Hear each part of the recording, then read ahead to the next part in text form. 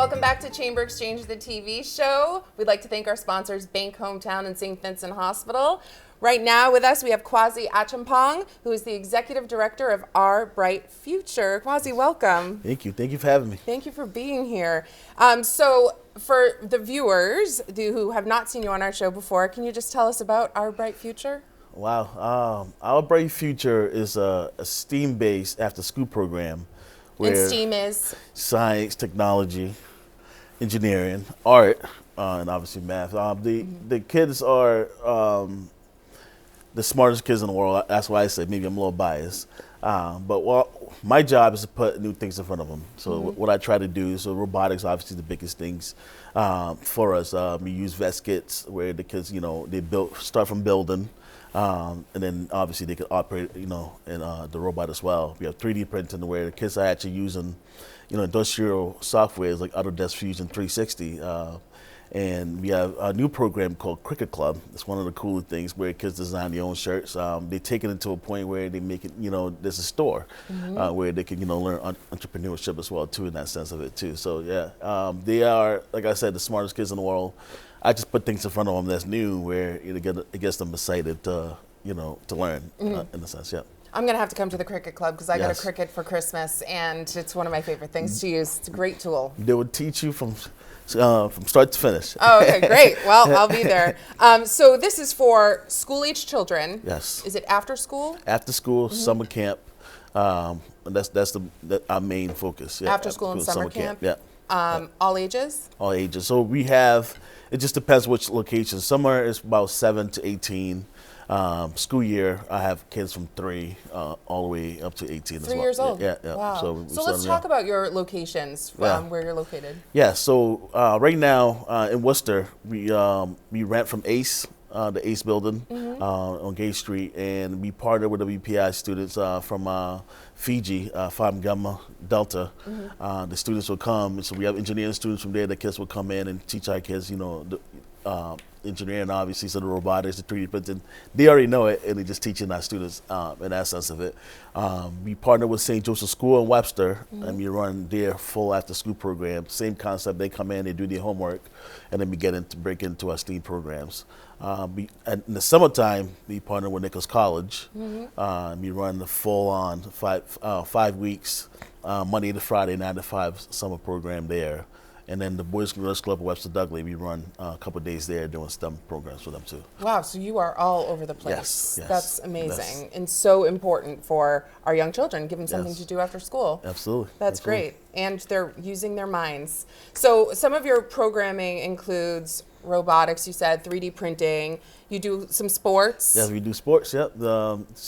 So we kind of combining them. So summer program is called STEMing into sports, right? So they kind of get a little bit of both, a piece of everything. But, keeping the kids active. And, I call it our sport more like a gym class kind of concept, right? Like anyone can play. So kids from all levels, come on down. Let me teach you the skills from being here and here, right? It does not matter. Any kid can come in and kind of learn from scratch. That's great. That's great.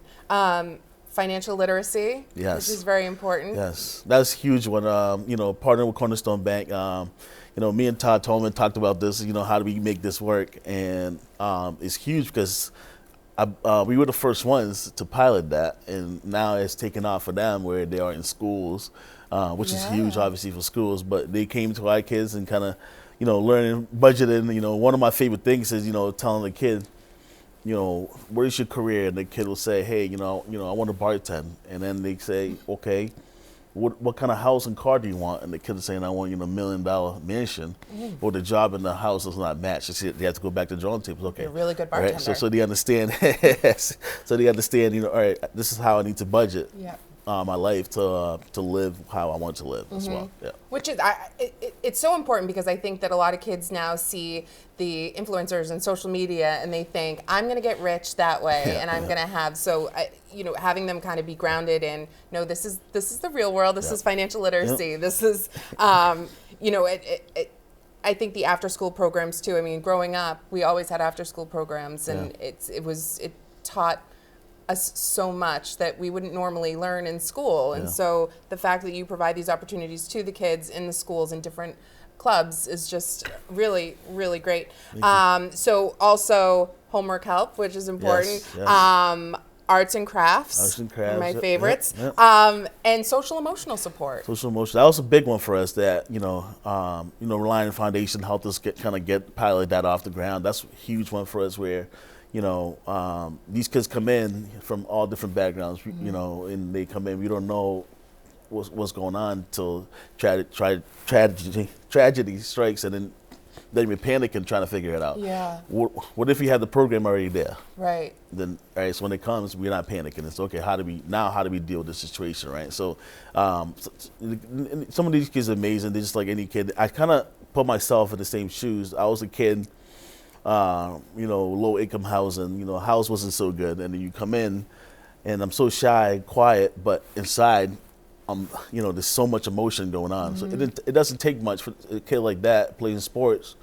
Someone says the wrong thing, they blow up. Right. It has nothing to do with what just happened. It's something they've been dealing with from home to get into that. Right. I was one of those kids.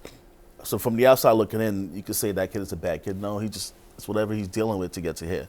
So having a program like that has been huge for us, where we could do one-on-ones, we could do a group as well too for these kids. So we making sure that socially, they're knowing how to handle some of these things that's coming at them as well. Yeah, creating a safe space, Exactly. but also letting them have fun. Exactly. That's really interesting. How did you get into this work? I went to school for accounting. At Worcester State, Wu State. I should give it a shout out. I grew up in North Village in Webster. I had a friend that. When I was a kid, I walked into this mom's house, and there was a needle stick in her arm, and it changed my life. I was 10 years old, and it kind of made me promise to myself and say, hey, this is my path. I'm going to do this, all the good things, kind of promise myself. And I did it. I went to school, got my degree. When I looked at his path, eventually he overdosed and died. But when I looked at his path, it was just more so opportunities that was put in front of me, right? I had the Boys and Girls Club to go to, right?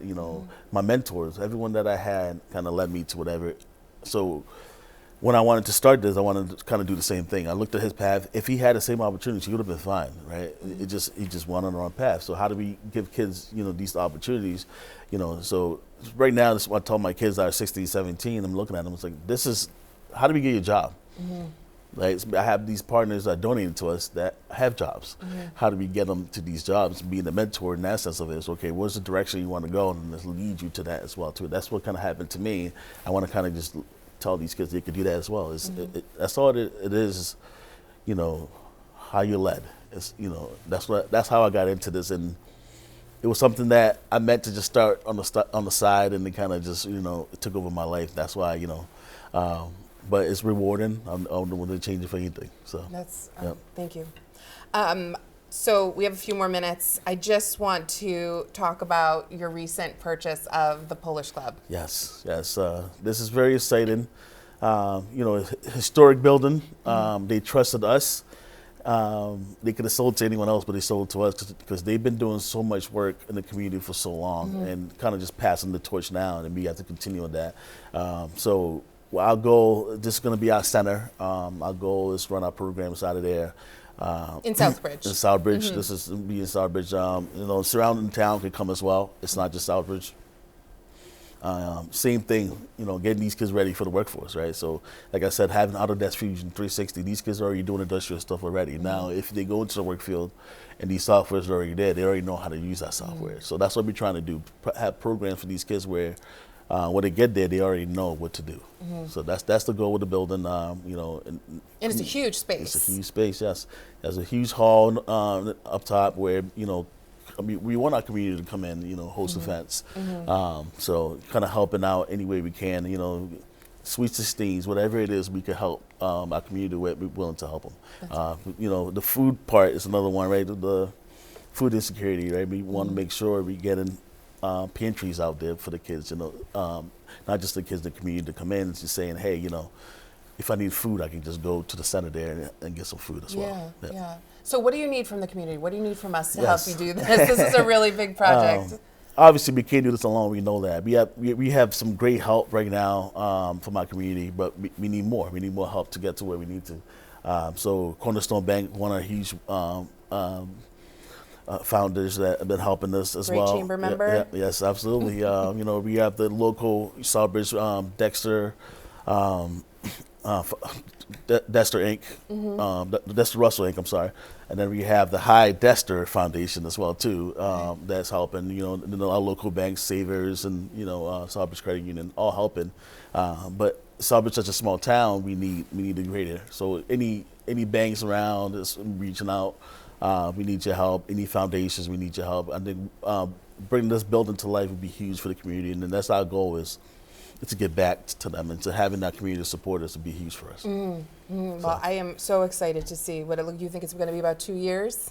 That's the hope. I hope I am at that ribbon cutting, because Yes. it's really a tremendous achievement, state-of-the-art learning center that's going to be right there for the kids. I do want to say thank you. This is a 3D printed vase that the children made. Yes, from Harmony. I'm not giving it to Tim. This is going to be in my office. It's for you purposely. Thank you so much. This is it's kind of our chamber orange, so I love it. If people want to get in touch with you, if kids want to sign up for your programs, how do they get in touch with you? Yes, right on our website, so ourbrightfutureinc.org. All the signups are there. If parents need to call, they could call me, 774-578-5111. But they'll come directly to me, and any way I can help, just give me a call, and I'm here to help. That's great. So it's ourbrightfutureinc.org. Thank you so much for being here, Kwasi, and thank you for everything you do. This is great. Thank you. We will be right back.